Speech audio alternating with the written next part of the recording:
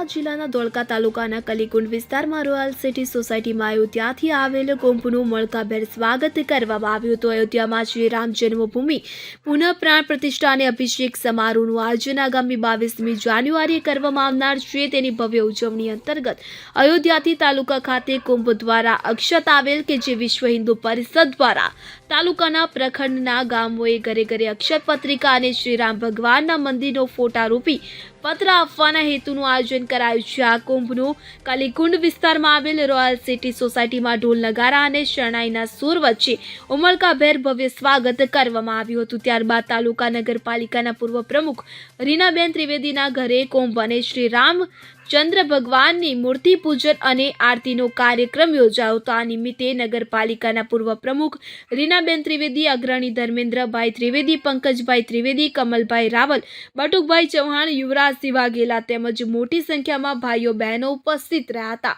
આ કુંભ સંયોજક સામંતસિંહ પડિયાર, ધર્મેન્દ્રસિંહ વાઘેલા ખાસ હાજર રહ્યા હતા. તો પ્રતિષ્ઠાને દિવસે આસોપાલવ તોરણ, રાત્રિના દીપોત્સવ સહિતનું આહ્વાન કરવા માટે તાલુકાવાસીઓને કહેવામાં આવ્યું હતું.